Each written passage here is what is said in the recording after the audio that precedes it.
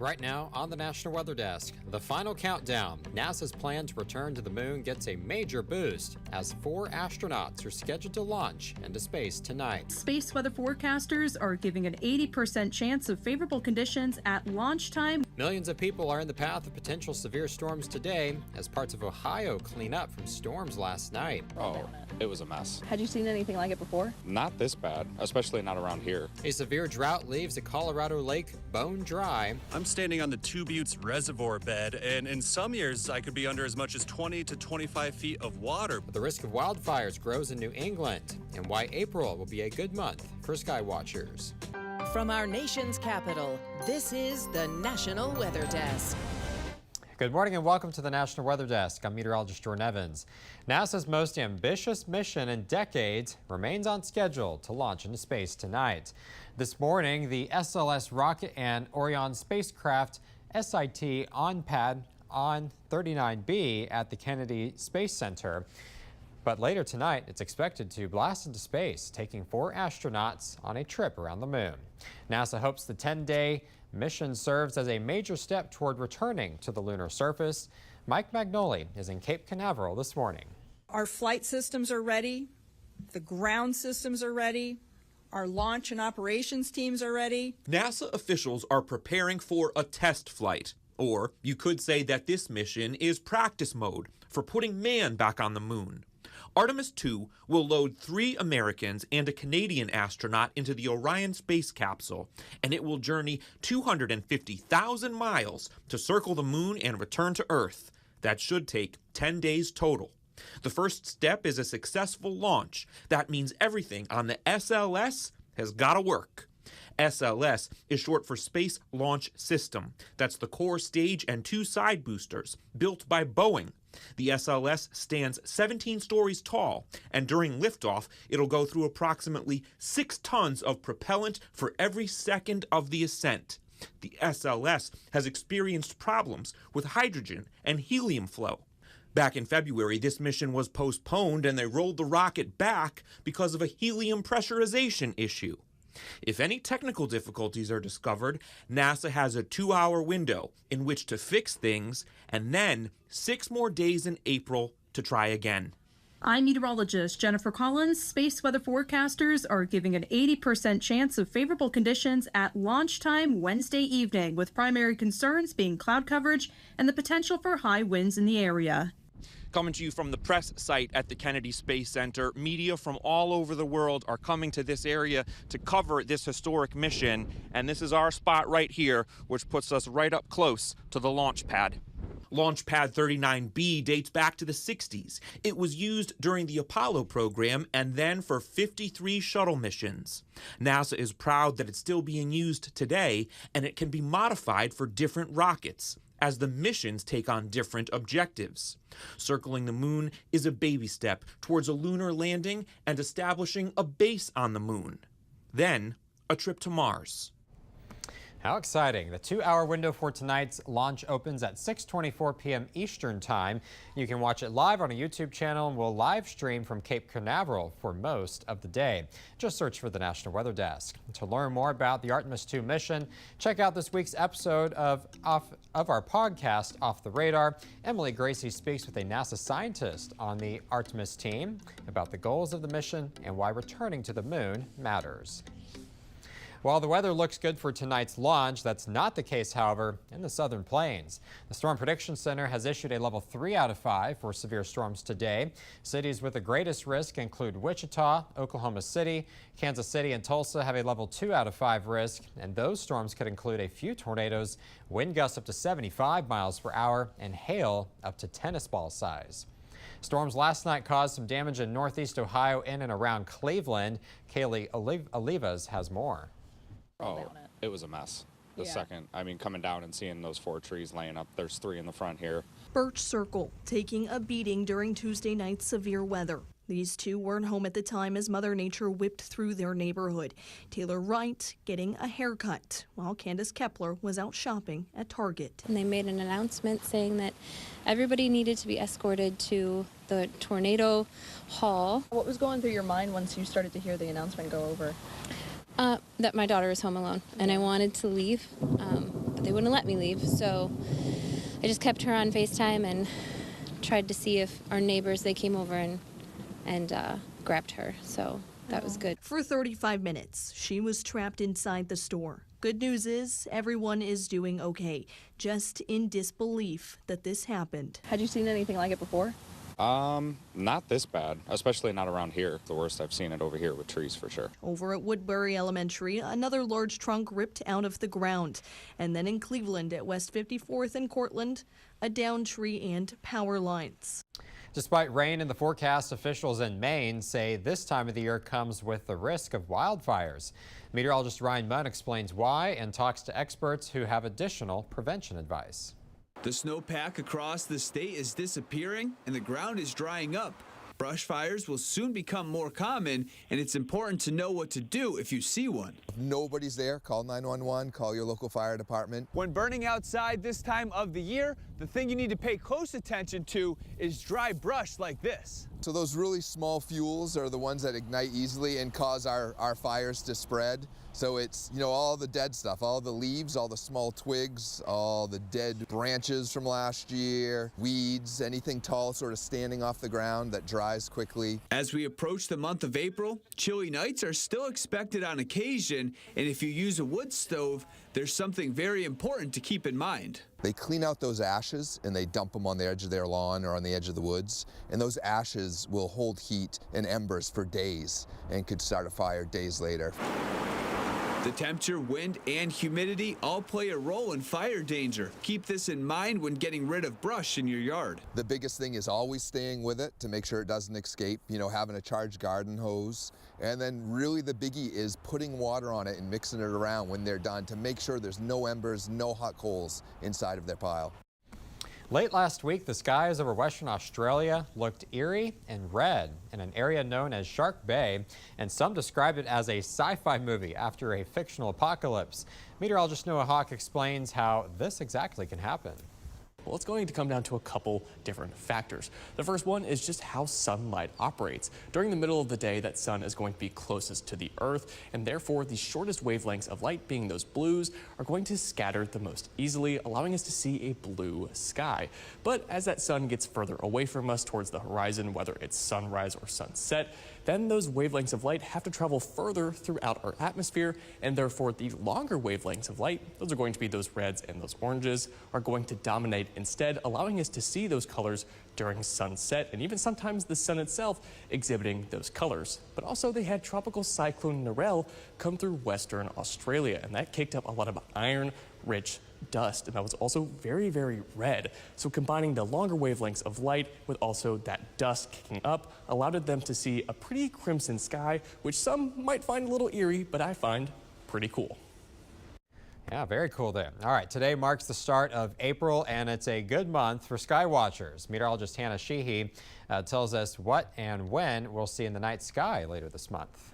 Let's start with April's full moon, also known as the pink moon, appearing the night of April 1st. Don't get too excited. The moon will not actually appear pink. It's named for the season's colorful wildflower blossoms seen in the eastern U.S. Next up is Mercury, typically the hardest planet to spot. It will be at its best on April 3rd, reaching its greatest elongation when it's farthest from the sun. Look to the eastern horizon for your best chance of seeing Mercury all year long. Our new moon will occur on the 17th, when the sun and moon are aligned, making the moon appear nearly invisible. This sets up for our next event occurring on the same night, a comet flyby. This is expected to be the brightest comet of the year, but you'll still need a telescope to see it. Look east through the month, but since the moon won't be illuminating the 17th, it's your best chance to view the comet. Finally, and most interestingly, the annual Lyrid meteor shower. This meteor shower puts on a show every April with peak viewing night April 21st. These meteors are debris left over from Comet Thatcher, a long period comet that was last seen in the 1800s during its last visit. All right, we'll hope for clear skies. In Hawaii, there are contamination concerns now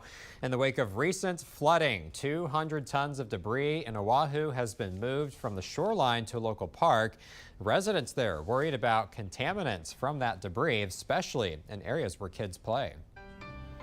And coming up on the National Weather Desk, we'll look at how unusually hot and dry conditions are impacting lakes and rivers in Colorado. And we'll look at how a dry winter is impacting spring blooms in the Pacific Northwest.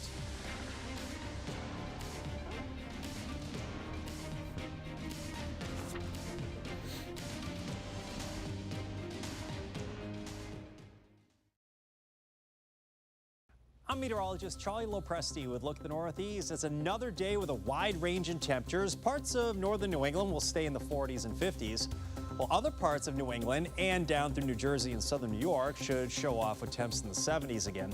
Last night's rain has moved out. The trend will be for brighter skies today, but it's filtered sunshine. More wet weather moves into the nighttime hours tonight. There's 11 o'clock tonight. That will be most notable here in southern New England. Look for developing sun again on Thursday with more afternoon clouds. I'm Chief Meteorologist Gerard Bailey. Here's a look at the Mid-Atlantic region. A cold front across the region bringing us scattered showers and storms for your Wednesday afternoon. We will likely see this activity lingering through the evening.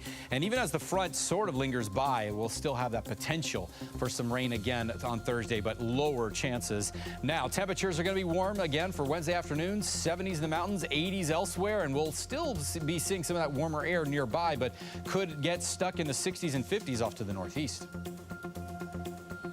Hi, meteorologist Jennifer Collins with a look at your southeast forecast. A warm afternoon on Wednesday with temperatures running in the upper 70s and low to mid 80s across the southeast and particularly across portions of West Florida and the Florida Panhandle with temperatures in the mid 80s. A few isolated showers along the northern Gulf Coast with pop-up showers and storms across portions of Georgia, inland Carolinas into Tennessee and portions of central Florida too. The best rain chance in Florida focusing along the west coast through the afternoon and evening.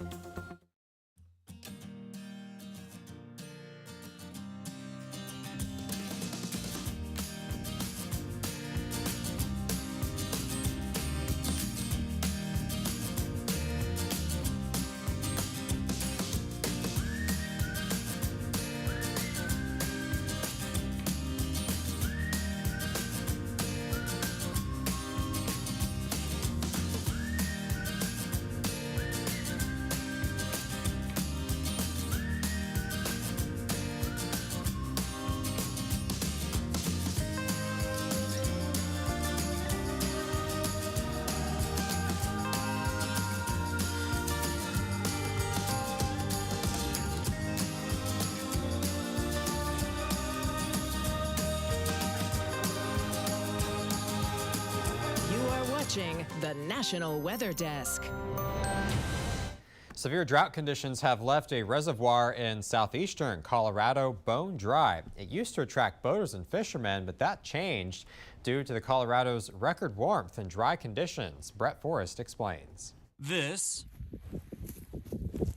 is Two Buttes Reservoir, or what should be Two Buttes Reservoir. I'm standing on the Two Buttes Reservoir bed, and in some years I could be under as much as 20 to 25 feet of water, but because of an extended drought and a record hot and dry winter, as you can see, this reservoir is completely dried out. This most recent drying probably started occurring in 2023, and this is just the culmination of several years of drought. We're in southeast Colorado between the towns of Lamar and Springfield. Named after the nearby geographic feature, it's typically a large 700-acre lake that provides ample recreation. Down here in southeast Colorado, there aren't very many places to go fishing and boating and recreating, so when this lake fills up, it's a big deal for the local communities. That's Jim Ramsey with Colorado Parks and Wildlife. He says this process is cyclic, seeing it dry out 3 times in his 20 years. Relying on a drainage that fills out the lake after big storms, a 2013 event brought 30 feet of water that lasted 8 years. Now, the most recent storms only kept the reservoir filled for the past 3 or 4 years, Ramsey says. Typically, we'll see this lake go dry.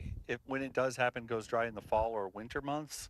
And the spring months, we're looking for some rain to maybe fill it back up. The U.S. Drought Monitor shows this region in severe to moderate drought, exacerbated by Colorado's warmest winter and lowest snowpack on record. But CPW not letting the dry lake bed go to waste. Actually had an airplane seed this dry lake bed recently, so we're hoping that in absence of water, that those planes will grow and benefit wildlife. And because of how Two Buttes Reservoir fills, one good storm could bring it back. But for that, Ramsey says we're at the mercy of Mother Nature.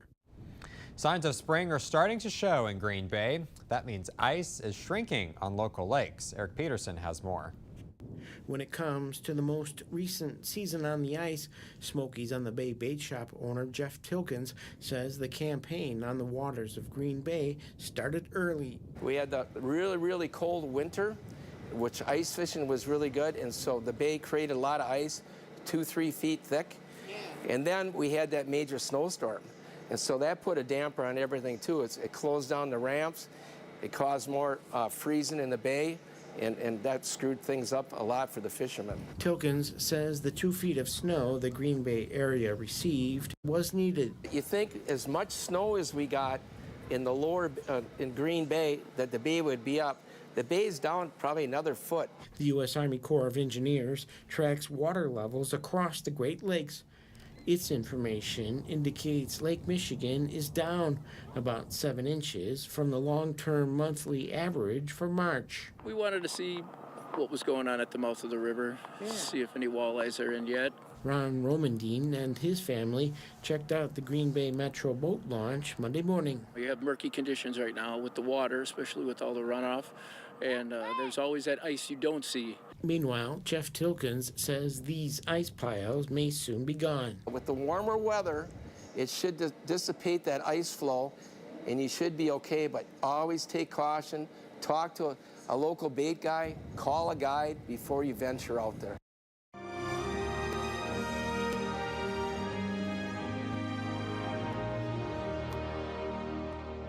The National Cherry Blossom Festival brings millions of visitors to the nation's capital every spring, all hoping to catch a glimpse of peak bloom as it ushers in a new season. A burst of life and color surrounds the tidal basin, with pale pink and white blossoms stretching in every direction. It is the time of year I look forward to more than any other. The blooming of the cherry trees in Washington, D.C. dates all the way back to 1912. That's when Japan gifted the United States 3,000 of them as a gesture of friendship between the two nations. There's been a reciprocal gift back and forth between the U.S. and Japan. For more than 100 years, we have been celebrating the cherry trees blooming in solidarity with the people of Japan, who call the beauties sakura trees. We have gifted them cherry trees and cuttings of original cherry trees over the years. Most notably following World War II, we helped some of the Japanese cities that had been, damaged or destroyed in the war. We helped them repopulate some of their trees. Peak bloom, when 70% of the blossoms are open, varies annually depending on the weather conditions, usually falling somewhere between the last week of March and first week of April, and last for several days. Visitors who time it just right are in for the most breathtaking sight. This year, Japan has gifted the United States with 250 cherry blossom trees to celebrate the 250th anniversary of the Declaration of Independence, adding even more beauty to the nation's capital. So we're hoping that every American will enjoy that cherry blossoms for many years to come. Over the years, the original cherry trees have been carefully trimmed to propagate new trees to ensure the genetic heritage of the 1912 gift is preserved, a nod to a lasting friendship with Japan. For Amazing America, I'm Taylor Murray with the National News Desk. And while the cherry blossoms are all the rage here in Washington, D.C., but on the other side of the country, it's tulip time. Meteorologist Stella Sun is just outside Seattle, Washington, with a look at this year's tulip blooms. In the Skagit Valley, this is the Netherlands of the Northwest. rows of red, fields of orange, and shades of yellow are blooming. We've had a really mild winter. Tulips are very much driven by the weather. A warmer winter is causing tulips to bloom early. We are in the very early stages of the bloom at this moment. However, the color is coming quickly. With each passing day, we're seeing more and more color, and by the time we get into April, this first weekend of April, we expect to have some solid color throughout the field.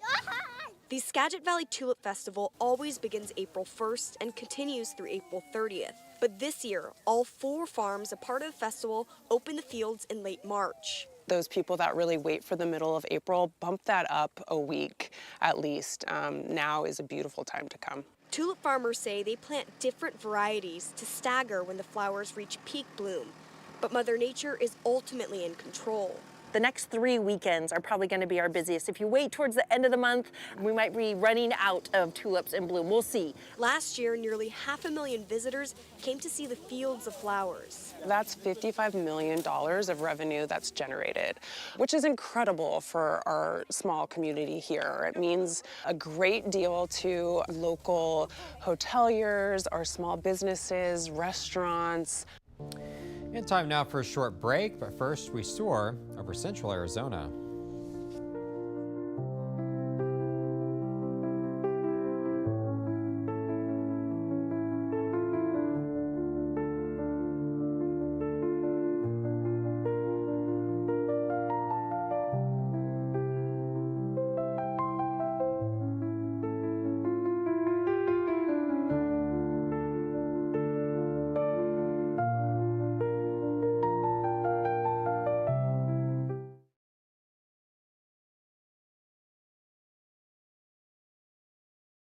Good morning, everyone. I'm meteorologist Sarah Converse. A slow-moving cold front will be dipping through the Midwest and then stalling out. It's going to keep a very wet pattern across the region. So Columbus looking at a high today of around 63, but falling temperatures. Cincinnati holding on to 71 until that cold front moves to you. Springfield, Illinois, 52 for you. And we'll continue to see that lingering rain even into tonight with temperatures on 48 in Springfield. Well, good Wednesday morning to you. Meteorologist Chris Suchan. Look at our forecast today across the region, and we'll be on the lookout for strong to severe storms. Oklahoma and parts of Texas late day into early Thursday. Could see some heavy thunderstorms develop with wind gusts, hail, maybe even isolated tornado risk. Here you see Thursday morning starting off with a complex of storms in the Austin area, Waco, and Dallas-Fort Worth. And then through the day, Thursday, they move east and gradually weaken, and it stays warm and humid.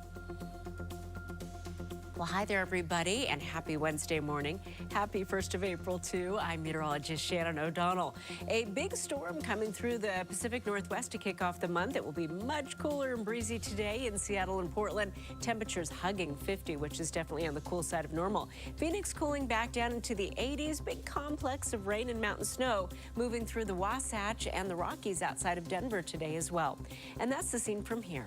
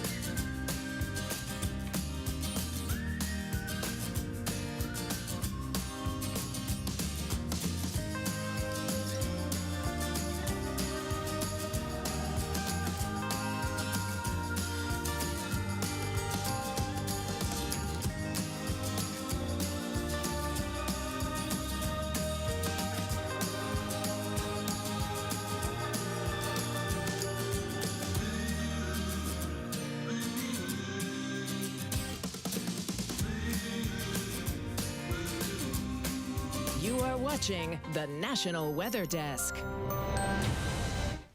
Strong winds can cause lots of damage, whether it's twisting in a tornado or blowing along a straight path. So what's the difference between a tornado and straight line winds? Meteorologist Shanna Hehe explains. Put simply, straight-line winds refer to thunderstorm winds that are not associated with rotation, meaning they move in a single direction rather than swirling like a tornado. When comparing damage from straight-line winds versus tornadoes, there's a key phase to remember: in or out. Winds flow into a tornado, so debris often falls at different angles because of the storm's rotation, leaving behind a chaotic damage pattern. Winds often flow out of thunderstorms, creating straight-line winds, so debris is typically pushed in the same direction. But what causes this, and how do they form in thunderstorms? This graphic shows how a downburst forms and how they produce straight line winds. As rain falls through a thunderstorm, it can pass through a layer of dry air, causing evaporative cooling. This process cools the air rapidly, making it denser and heavier than its surroundings. That cooler, heavier air rushes downward toward the ground. When it hits the surface, it spreads outward in all directions, and it's called outflow. These strong winds are what we experience as straight line winds, causing damage in a consistent direction.